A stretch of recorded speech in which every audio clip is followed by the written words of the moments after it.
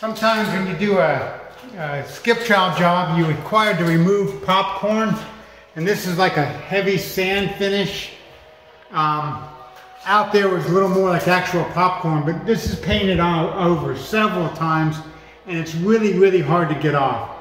So, and what I would do is I would skim this 2 coats, one going one direction and one going the other one, which I use like a 10-inch blade with joint compound, and just go one direction and then go back the other. After the first coat's dry, go back the other, and then you get the fun job of sanding. Now, the better you put it on, the less lines you leave with putting the skim coat on, the less work you have to do. We'll come out here and show you what I've been working on. Okay, this has been sanded. You can still see some of the lines. And there's the top of the popcorn sand finish, it's in it. But this is pretty much sanded so that if you skip trowel, this would probably look pretty good. Now over here, where I haven't sanded it yet, it looks like this. You have a lot of these kind of rough spots, like this here. And this would look absolutely horrible in the middle of a skip trowel. This is after 2 coats of skimming. Now, if they weren't in a hurry, I would have probably skimmed it one more time, and then there'd be less scratches and less the sand.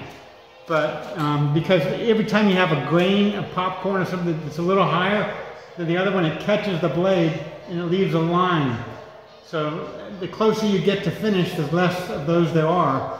And I suggest, first I did a lot of pole sanding, and that just wore me out and it really didn't do a very good job. And you know, it really isn't very acceptable. And I'm using a palm sander, and my first one I used, I wore it out. It was a cheap one, and the bearings on it, I guess, aren't sealed or whatever, and the dust got in there and it basically killed it.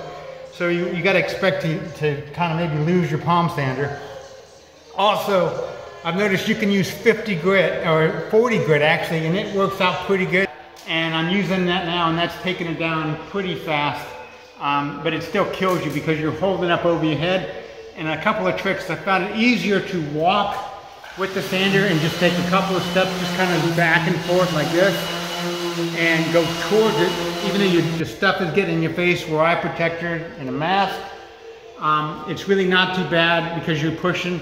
And I used to do about 8 to 10 feet, you know, maybe a 2-foot spread, and then probably 18 inches, and then I stop and rest. You don't want to fatigue you on. Once they get fatigued, you're done for the day. So when it starts getting tiring, I stop and take a little bit, maybe a 2-minute break like I'm doing now. It sucks a lot of the dust through there and comes out here. So as long as you're not close to a wall, you can point this out, you know, out into space or whatever, and away from your face, and a lot of the dust will go there without hitting you.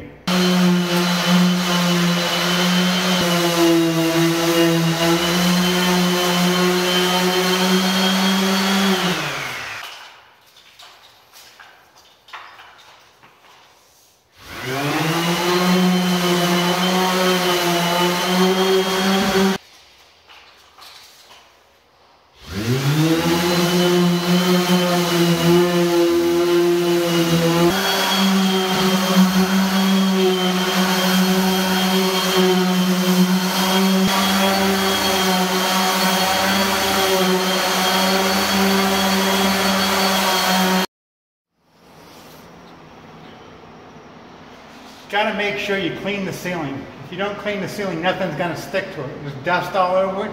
You got to clean it good, otherwise the paint, skip trowel, anything you're going to do is not going to stick, and the job's going to fail. You want to make sure you dust it off good.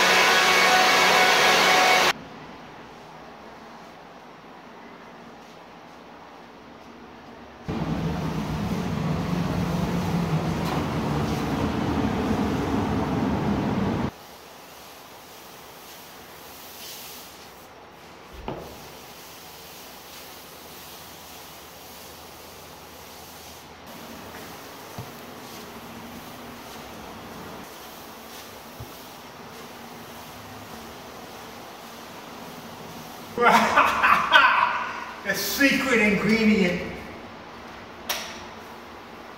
Without it, skip trowel will not work.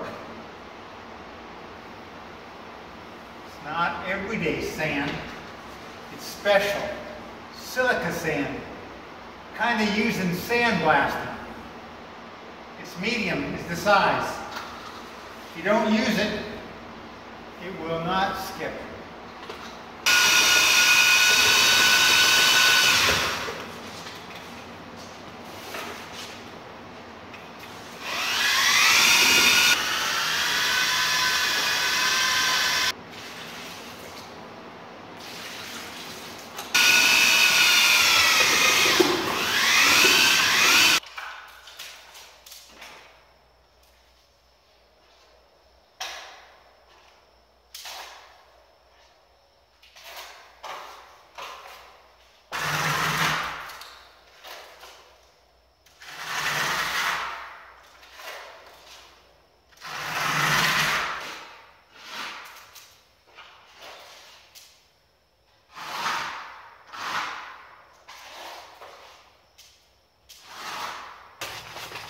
Not done yet.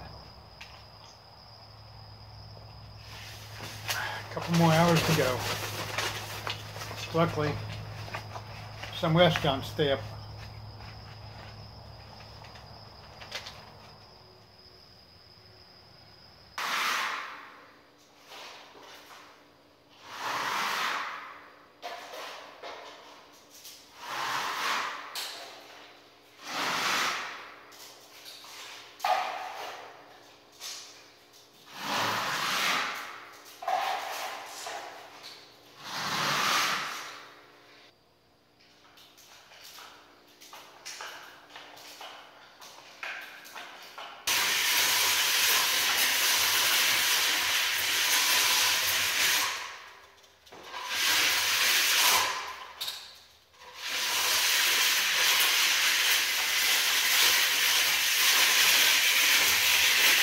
Mashes it down.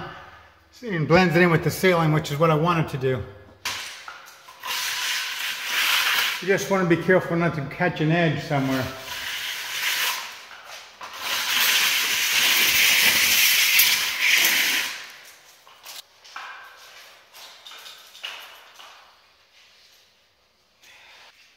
These straps are all about ready to break. Can't even get them to stay tight because there's nothing to grab onto.